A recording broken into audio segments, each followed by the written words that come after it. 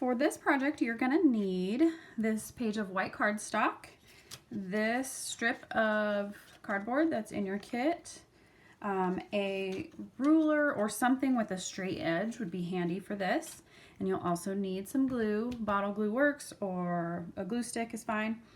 Go ahead and get your foam tray and your paints. We have primary colors, Mondrian's favorites, and then black, as well as this cotton ball and this little paintbrush.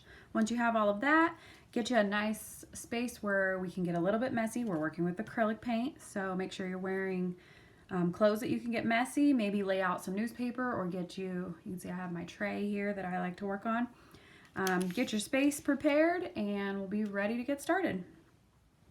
So for this first step, you're just going to need this piece of cardboard, your straight edge, and a little bit of glue. And you can see there's lines on here already for you. So what you're going to do is take your straight edge and lay it right against one of those lines, and then bend that cardboard up to make a nice crease there. Okay, and it should be right on that line. Okay, do that for all 4 of the lines, so even this little one here. This little piece right here is going to become a tab that'll help you glue. All right, once you have all 4 lines creased, we're just going to roll this into a square shape, and you can see that it has this little tab here. On that tab, we're going to just put a little bit of glue.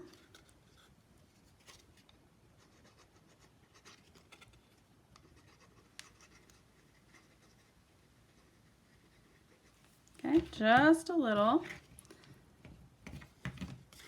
and stick that tab to the inside of this edge that it meets, and just give that a squeeze for a few seconds to help it stick together. And then we have created a square stamp. This is a super easy way to recycle something and make stamps. It's really easy to do, especially with basic geometric shapes like this, like a square. It would be, gotta keep squeezing. It would be fairly easy to make this into a 3-sided triangle instead of a square, or you could make it so 2 of the sides are longer and you could make rectangles this way. Great way to recycle an old box. Okay, when that's ready, you can grab your white cardstock. We are done with that straight edge and the glue. It can go off to the side. Grab your white cardstock and grab your paint tray. We're going to save these primary colors for later, and the brush is for later. So all you need right now is your black and your cotton ball. We're going to be using this stamp to print a bunch of squares onto our white here. So go ahead and get this paint open. Dump a little bit here on your tray. You can spread it around a bit with this cotton ball. Doesn't have to be too big, just a little bit bigger than our stamp. And then all you need to do is set your stamp in here, wiggle it into the paint a little bit, and then come over and print a square. Push down, you can give it a little wiggle, and there you go. You might not get all of your edges, that's okay if that happens. Just go and wiggle that edge into the paint, and then you can come back and line it back up and give it another little stamp. Okay, there we go. It looks kind of cool, I think, when you don't get a perfect square, perfect print. Kind of going for an abstract art look here, so it's all right if it doesn't come out exactly perfect. Go back and get some more paint, and you're going to print another one. It can be anywhere on the page. I do want to have you overlap some of your squares, so we'll do one right here. Push it down. There we go. Okay, so to keep doing this, print a whole bunch of squares all over your page, fill them up.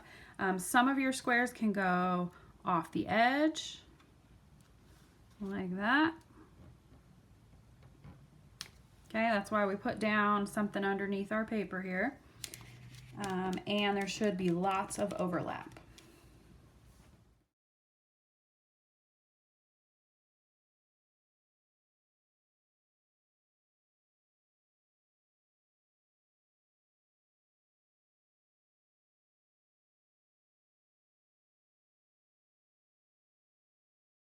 Okay, now that my black lines are nice and dry, it's time to add some primary colors to this.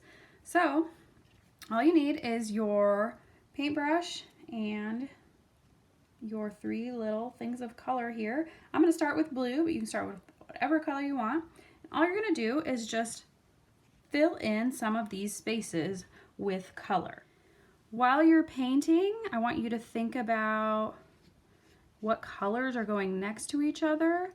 I want to challenge you to try to fill this in where no blue space is touching another blue space. And when you get to the yellow, no yellow space is touching another yellow space. See if it's a little bit of a puzzle. See if you can try to make it work. Okay? Just go in and fill in. I try to, since I have a blue here, I'm going to try to do a blue off over here to give it a little balance. But that is totally up to you. How do you want this painting to feel? Maybe your color is kind of spread out all around, or maybe for some reason most of your color blocks are in one corner. That's totally up to you. How you get to decide what you want this to look like. It's a pretty simple project, pretty minimalist, you know. Like Mondrian, we're just using these straight black lines. We've got some corners in here. We have horizontal and vertical lines, and we're using our primary colors. So really similar to some of Mondrian's paintings, but it's a really simple and fun project that really anyone can do. All right, when you feel like you've done enough spaces in that color and you're ready to switch, all you gotta do is just go rinse this brush out really nice, make sure all that blue color's out, and you're ready to move on to a different one of your primaries. Check this out. I stumped myself with my own riddle. I put 2 blue spaces right next to each other. Whoops.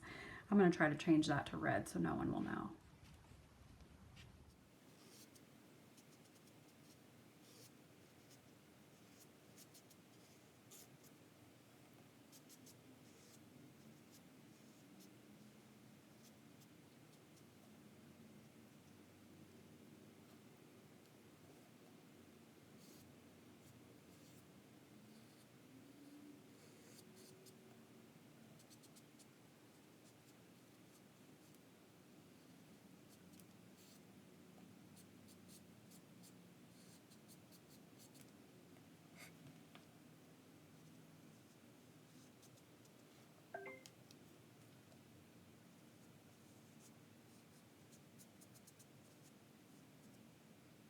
Okay, I'm finished with my red and I am ready for my third and final color here. I think the great thing about this project is that you can add as much or as little color as you want, and it's gonna look awesome. And also, anybody that knows a little bit about art history is gonna recognize who this artist is that you were inspired by.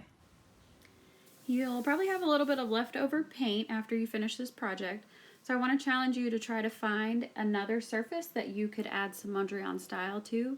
Maybe you get permission to paint on some of your school supplies for this fall, or when I was a teenager I got really into painting on my jeans, so maybe you could ask if that would be okay. This style is really simple to recreate, and I think you could do some really awesome stuff with it. Maybe you could even get your parents to let you paint your house like Mondrian. Couldn't hurt to ask.